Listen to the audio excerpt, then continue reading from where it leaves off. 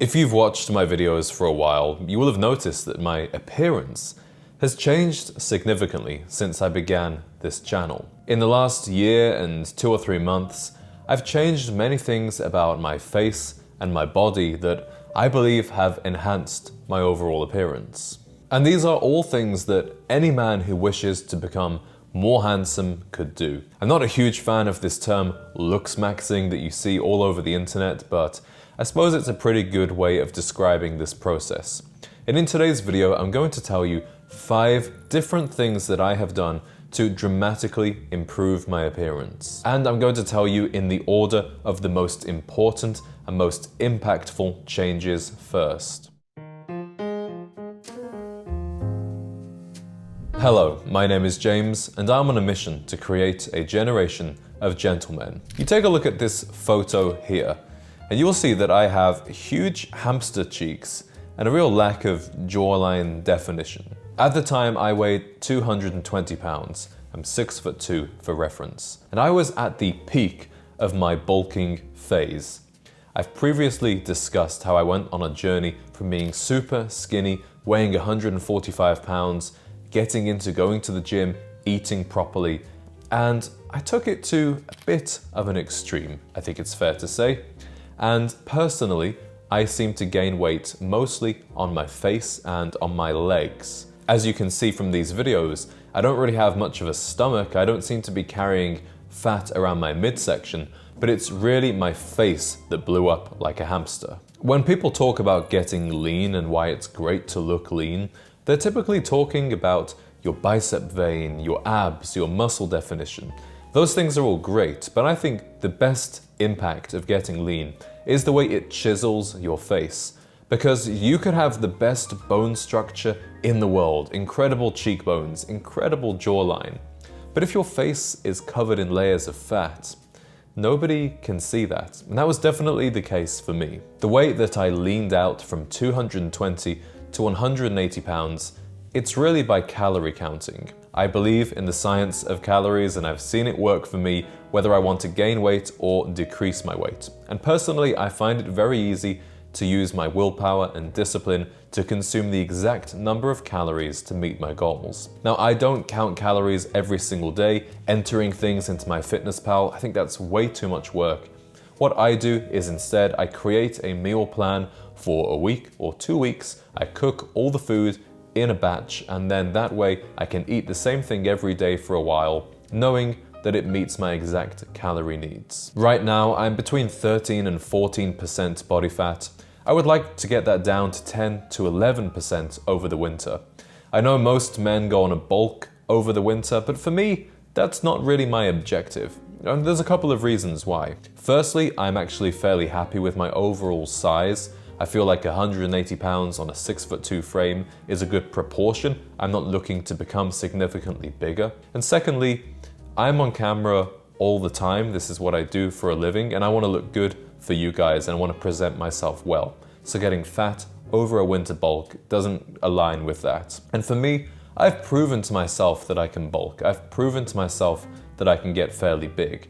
What I haven't proven to myself yet is how I can get lean, how I can get a 6-pack abs, get a really chiseled face. That's a new challenge for me, so that's what I'm most excited about. And I suppose you'll see over the next few weeks how that goes for me. I've been blessed with very thick, healthy hair that has a lot of volume. But in the past, I've taken this volume to an extreme with my choice of hairstyles and styling techniques. When I look back, I don't see this as a flattering hairstyle for my face shape. It's simply too high. It looks somewhat cartoonish. So I'm glad that I decided to experiment with a couple of hairstyles, and the one that I have now I think is more proportional to my face shape and more flattering. You got to remember that hair, it's not just its own thing. The most important thing about hair is how it frames the face. And different widths of hairstyle, different lengths of hairstyle, different volume, they all frame the face differently. I also think this hairstyle looks more mature and less boyish than my previous hairstyles. And as a young man, often to become more attractive, you want to look slightly older, a little bit more mature. Maybe if you're a guy in your 40s and 50s, you want to look younger, but for guys who are 24, 25, 26, maybe you still have a little bit of a baby face, you're looking to improve your overall maturity. It makes you look like more of a man, and women are typically, even at our age, attracted to older guys. I don't know how relevant this one will be for you, but for me it was a big deal, so I have to talk about it. I've always had very bushy, thick eyebrows. For a Northern European white guy, I don't quite understand it, but it's something that I've had, and I've always had a natural unibrow and extremely dense eyebrows. Grooming my eyebrows has presented quite a conundrum over my life, and I've tried many different approaches. Previously, I experimented with a technique called threading. This is something you get done at a salon, and this is where they remove the hairs, basically using very thin string, kind of like dental floss, and they pluck them out. It's actually very painful, but a lot of people like it because it's very effective. And that's why I decided to do it for a while. The problem that I have with threading is that it's mostly done for women. It's meant to be very precise and clean. And for me, I think it ended up looking too feminine and too exact. It kind of looked like my eyebrows were drawn on in hindsight. So now I've stopped doing that, and I simply tweeze my eyebrows using a pair of tweezers and a mirror. I can do it myself, I can control the shape. I simply remove the hairs in the middle and a few hairs under the arches around here, just to thin them out overall. It was actually due to YouTube comments, the trolls in the comments, making fun of my eyebrows that, a year ago I decided to reconsider my methods and try something different, and I'm really glad I did. So, you know what? Sometimes the trolls are right. If enough of them are saying the same thing, sometimes they're right. I have to give them credit. Now, I know some guys want to have stronger eyebrows. You've seen those male models with those hunter eyes, the thick, strong eyebrows. I can't really help you with that because personally I have the opposite problem. But I know there are some things you can do to fill them in to make them look a little stronger. But if you have very bushy eyebrows like me and you're considering different options, or you've tried a couple of things and they don't quite work, I hope you can learn from my mistakes. Don't go to a threading place, don't go to any kind of woman's waxing salon. If you can find a male barber that will wax them or groom them, maybe try that. But for the most part, guys, we can just do this by ourselves and do a great job of it too. I was always a clean shaven guy until the age of 23. And I remember at the time, I was living with a female roommate actually, and I just didn't bother to shave for a couple of days, and I had a bit of stubble, like a 2-3 day stubble. And she said to me, you know what, that looks really good on you. I think you should keep that. So I did, and I noticed that women seemed to respond very positively to me. At the time, I honestly wasn't going on a hell of a lot of dates, wasn't hooking up with many women that I'd meet at bars, etc. Whereas with the stubble, that kind of changed for me. You know, at the time, I was the 145-pound guy. I had a real baby face. I kind of looked like a twink, to be honest. And with the stubble, that helped even things out. And I kept it ever since. And in recent times, I'd also ventured more into a light beard territory. You know, I had still very short, more of a stubble beard, but you could see that my facial hair was lighter than the hair on my head.